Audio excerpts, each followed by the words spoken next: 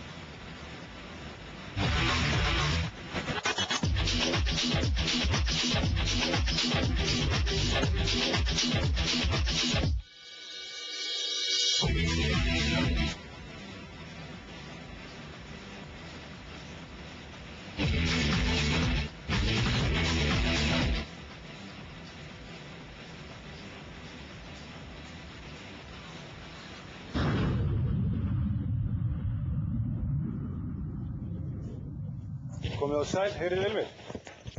Ég ætla að vona að þið fyrirgefið mér að byrja á þessu myndbandi. Þegar ég sýndi syni mínum þetta áðan það sagði hann ætlar að segja að nú sért að selja hergögn. Þetta samt ekki alveg, átti nú ekki að vera tónninn. Mér langaði að sýna ykkur aðeins hvaðan við komum og reyna að stytta alla glærurnar sem fjalla félagið sjálft. Við erum 125 ára félag sem var til í háskóla. Þannig að við erum sprotafyrirtæki sem búið að vera starfrækt síðan 1888. Það er svolítið gaman að því. Og vonandi sýndi þetta líka það umhverfi sem við störfum í. Það er mjög fjölbreytt í allri virðiskeðju álfsins, ekki bara í framleiðslu eins og Reyðarfirði, heldur líka í allt frá námagrefti og alveg að sérlausnum í bíla- og flugvéliðnaðinum. Þannig að mér finnst þetta sýna ágætlega hvers konar umhverfi þetta er.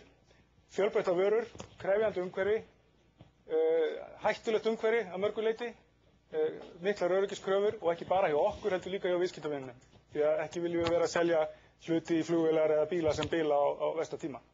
Þannig að öryggiskröfurnar koma ekki bara innan frá heldur líka frá öllum viðskiptavinunum. En við sáum kannski líka að kröfurnar hafa breyst gífurlega mikið í þessu umhverfi. Kringu 50, 60, jafnvel 70 sáum við myndir þar sem að starfsfólk var þess vegna bert og ofan að vinna við 1000 gráðu hita við erfiðar aðstæður. En í dag náttúrulega undir lokin sást það vel, í dag er þetta allt öðruvísi háttað. En ég ætla líka að biðja ykkur að líta ekki á mig sem einhvern sérfræðing, allsherjar sérfræðing sem kemur flytja einhverja allsherjar lausn. Hér er fólk inni, örugglega velflest sem veit mikið meira en ég tæknilega útfærslu á einstaka atriðum sem við komum til með að sjá. En mér langaði svona aðeins að gefa ykkur smá hugmyndu það hvernig við hjá Alcoa lítum á öryggismál og af hverju okkur finnst þetta að vera algjört lykilatriði í öllum okkar rekstri og allri okkar aðkomu og hafi miklu víðtækari áhrif en svo bara að starfsfólk komi heilt heim á loknum vinnudegi. En svona aðeins að, nú veit ég ekki hvar tölvan er staðsett.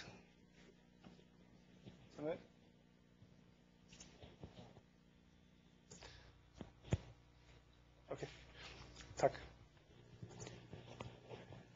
En það hefur náttúrulega, kröfurnar hafa breyst gífurlega og upp að síðustu aldar var í raun og veru litið svo á að vinnuslys og banaslys væri bara nauðsynlegur fylgifiskur venjulegrar vinnu. Og fá fyrirtæki á þeim tíma höfðu unnið eitthvað markvisst, voru byrjuð að vinna eitthvað markvisst í öryggismálum. Þetta dagatal þykir mér stórmerkilegt. Þetta var sett saman í Pittsburgh árið 1906 og ég veit að þetta sést ekki mjög vel, en allir krossarnir sem þið sjáið, þetta merkja banaslys. Ekki stórslys, heldur banaslys á einu ári. Þið sjáið hérna sumir dagar eru fjöldi slysa. Og þarna var það ákveðin vakning, fólk á þessum slóðum að minnstakosti, og ég náttúrulega, kannski því afsakið það aðeins, ef ég kem svolítið frá amerísku sjónarhorni inn í þetta, en ég vinn í amerísku fyrirtæki, eða sem uppalið amerískt.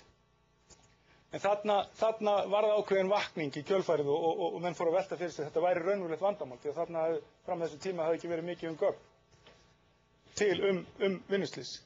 Og það er svolítið merkilegt að það var þetta fyrirtæki, DuPont, sem er 200 ára gamalt, og á þessum tíma var að framleiða byssubúður sem í dag er ennþá brautryðjandi í öryggismálum, en svona setti þetta í ákveðið samhengi. Þeir voru að framleiða byssubúður við Delaware-ána í Bandaríkjunum og það er engin smá á, það er mikið stórfljót. Og þeir byggðu allar verksmiðjurnar sínar með 3 útvegjum, framhlið og 2 hliðum til hliðar.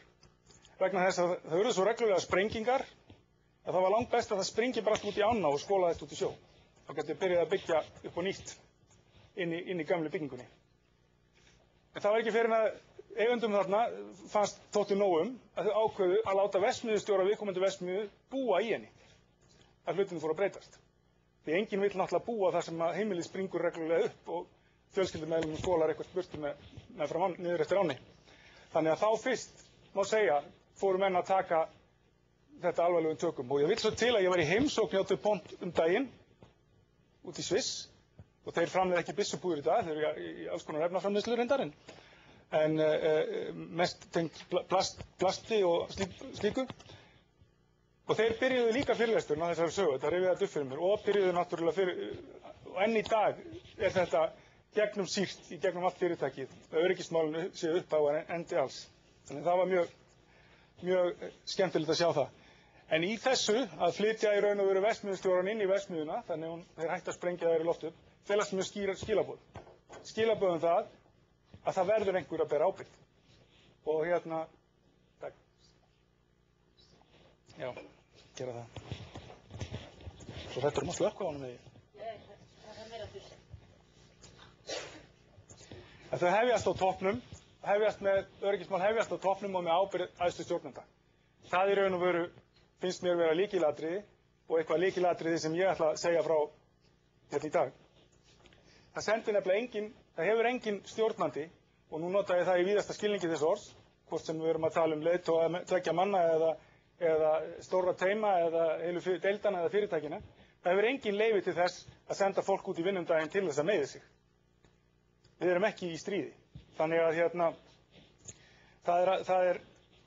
það í raun og veru er í mínum huga einhver besti mælikvarðinn á það hvort að viðkomandi stjórnandi sé færum að gefa skilaboð og að starfsfólki samstarfsmenn hans eða hennar fari eftir skilaboðunum hvernig árangur viðkomandi er í öryggismálum. Og þetta hefur verið hjá mér persónulega ákveðin mælikvarði alltaf og er hjá okkur í fyrirtækinu.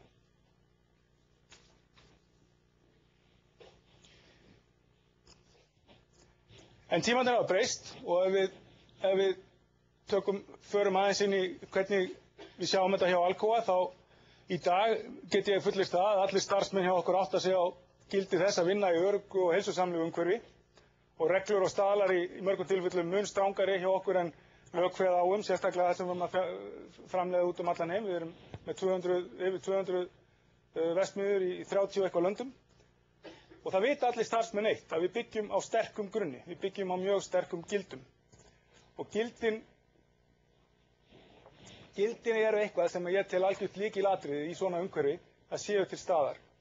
Og þau eru eitthvað aðeins meira heldur en markmið. Markmið breytast. Í raun og veru markmið geta breyst oft á viku því að við búum í umhverfi þar sem í raun og veru breytingar er stöðu ástand. En við verðum að byggja á einhverjum grunni. Og í okkar tilfelli eru það gildin og gildið, umhverfis heilsu og öryggisgildi, er mikilvægasta grunngildið í okkar huga. Á gildinu, grundvelli þess og grundvelli þess árangur sem við náum á hverju einasta ári, og ég bið ykkur afsaka hérna nokkrar enskuslettur á glærum því miður þá hafði ég ekki mikinn tíma til að setja saman fyrirlesturinn, þannig að þetta var gert á svollum hlaupum. En á þessum gildum byggjum við í raun og veru setjum okkur markmið fyrir hvert einasta ár, bæði fyrir öryggi, umhverfi og heilbrigði starfsmanna og mælum, sem er líka lykilatriði. Við setjum okkur engin markmið sem við getum ekki mælt. Við mælum árangur, bæði fyrir fyrirtæki í heild sinni, fyrir viðkomandi framleiðslueiningar, fyrir hvert einasta teymi og metum það hvernig við getum síðan komið inn til að hjálpa. Það að hlutirnir fara að ganga illa þýðir ekkit endilega að starfsfólkið sé eitthvað verra. Það getur þýtt að tæknilega sé einhverja lausnir sem þurfa að fara í eða eitthvað þess háttar. Þannig að það er ekki endilega merki það. Annað sem við höfum að grundvelli í svona stóru félagi eru gífurlega margir staðlar sem að við fylgjum eftir. Og í raun og veru náttúrulega eins og þið sáu í kynningunni er fyrirtæki mismunandi eftir hvað er starfrækt og stundum eiga staðlar við og stundum ekki og það er í raun og veru ábyrgð viðkomandi stjórnanda að meta hvaða staðlum hann þarf að fylgja. En þessi kerfi hjálpa okkur, til dæmis eins og við fyrir austan, hafa hjálpað okkur mjög vel til þess að taka inn verktaka, þjálfa verktaka, taka inn sumarstarfsmann, þjálfa sumarstarfsmenn, meta í raun og veru hvar við stöndum út við með alla þessa staðla, skoða hvar í raun og veru við getum bætt okkur, bæði með það sem best gerist innan Alcoa og í heiminum. Og svo, eins og ég sagði áðan, lykilatriði við mælum allt. Og það er regluleg skýrslugjöf, sumt í rauntíma, sumt daglega, sumt vikulega og það er brugðist við ef að mælikvarðarnir eru eitthvað að flökta í ranga átt. Annað sem að ég held að hafi hjálpað okkur gífurlega mikið er það að hver einasta vinnustöð, hver einasta verksmiðja hefur banaslysavarnanefnd. þar sem að viðkomandi framkvæmdastjóri eða forstjóri er yfir nefndinni. Og þessi nefnd hittist í hverju mánuði og fer yfir öll svæði verksmiðjunnar, það eru kannski fjöldi starfsmann í nefndinni, þar sem allar hættur eru metnar, ræddar, búna til aðgerðaáætlanir sem það sem hugsanlega er hægt að gera. Stundum erum að ræða mikla fjárfestingar til þess að forða slysum ef þau getur hugsanlega komið upp, og á þessum banaslysanefndarfundum er farið mjög mikið í þá hluti sem hugsanlega getur gerst, ekki bara í gegnum söguna, og það sem hefur gerst annar staðar. Og þetta hefur skilað gífurlega miklum árangri, finnst mér, og þykir okkur. Árangri sem að skilast í síðan inn í fjárfestingaáætlanir, umbótanáætlanir og annað þess háttar hjá okkur. En fyrst og fremst, við förum tilbaka í þennan matseðil, ef að kalla svo. Hér höfum við svona skilgreint þá lykilþætti sem okkur þykja hættulegastir í okkar vinnuumhverfi. Við höfum sett saman staðla hvern einn og einasta, búum til nefndir undan hvert og eitt og einasta staðal, og nefndirnar eru virkar og endanum heyra undir viðkomandi framkvæmdastjóra eða forstjóra sem ber ábyrgð.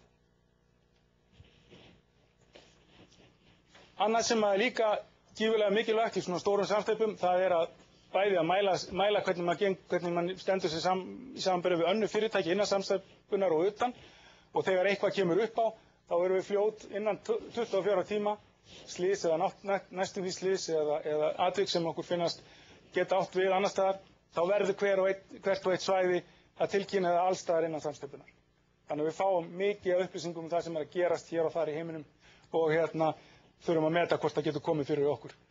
Auk þess erum við með í öryggismálum fréttabréf sem eru gefin út vikulega, þar sem við erum yfirleitt alltaf ekki bara að bera okkur saman innan hús og segja frá því sem gerðist, heldur líka hvað gerðist í iðnaðinum almennt og reynum að læra frá því líka. Þrátt fyrir allt þetta hefur í þessu fyrirtæki sem er yfir 60.000 manns í, hefur okkur ekki tekist að vera án banaslys síðan 1961. Það ennþá stóra verkefni.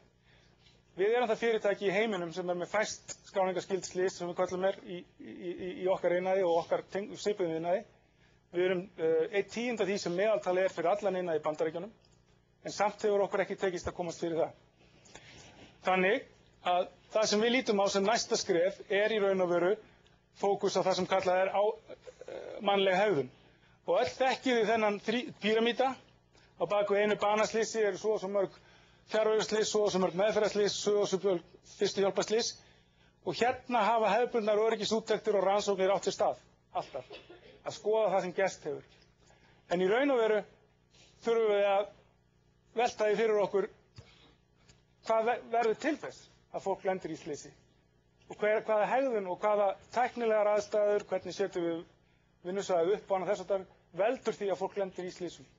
Því að í 90% tilfella þegar fólk lendir í slysi þá það ekki því sjálfu að kenna, þannig séð. Það eru aðrar aðstæður í umhverfinu sem valda því. Þannig að það raun og veru svo áhersla sem við leggjum mest á í dag.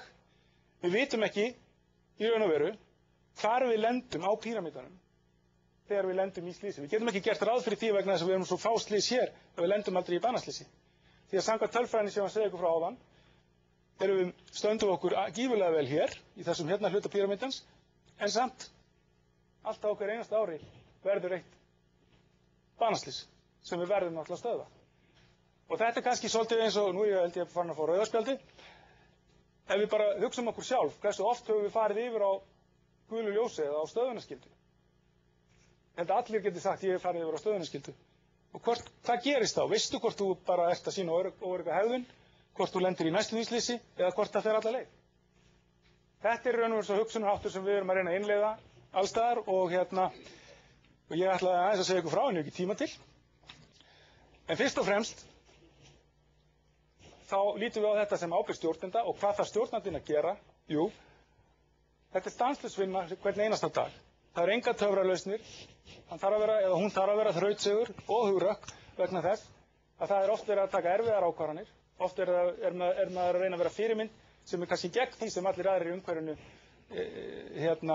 telja eðlilegt og þessu lýkur aldrei. Þetta það verkefni sem við getum aldrei klárað. Takk fyrir.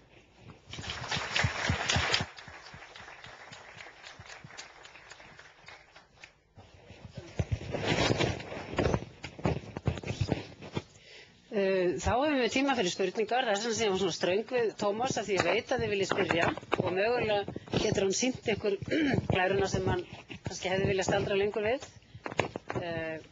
í svari. Svo nú opið fyrir spurningar og það Sigrún hérna, starfsmaður við sem mun ganga með hljóðnum á. Ég bið ykkur að segja til nafns og hvaðan þið komið. Það strax svona 2 spurningar hérna fram. Já, sæll Tómas, Kristinsson heiti ég að Blessaður. Mér langar að spyrja það því hvernig eru þeir að standa sig á Reyðarfirði í samanburði við aðra í samsteypunni hjá okkur? Alcoa Fjarðaál og Reyðarfirði hefur staðið mjög vel. Þróunin hefur verið í rétta átt frá upphafi.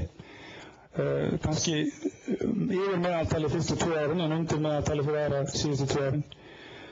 Smá bakslag í fyrra reyndar en samt sem áður, ég nú svo fyllilega hjálpræðafullur að ég get ekki fagnað og get ekki sagt að eitthvað gangi vel í þessum málum en kannski síðustu 3 árin hafa verið bara stöðustígandi rétt átt. Og ekki hvað síst hjá verktökum sem að vinna með okkur.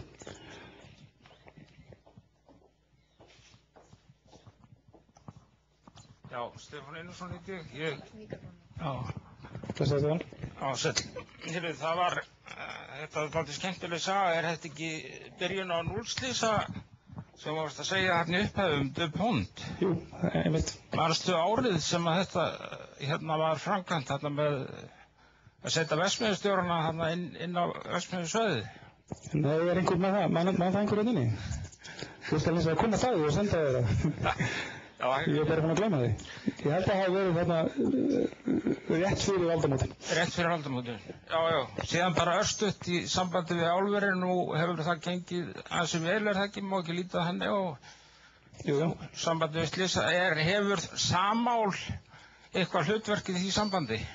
Við höfum ekki gert þannig ennþá að það reyndar umhverfisöryggis og heilbrigðisteymi starfandi hjá þeim og að byrja að vinna meira saman en öll álfélögin, Rio Tinto og Alcoa eru aðilar að samnorrænum álframleiðendum í umhverfis- og öryggismálum og þar mjög öflugur samstarfsvettvangur búinn að vera í áratugi. Akkurat. Og þar hefur mesta samstarfið átt sér stað. Já, þetta verðum við kannski að setja bara punkti hérna, akkurat við þetta. Takk kærlega Tómas fyrir mjög áhugavert erindi. Gefum aftur gott klapp.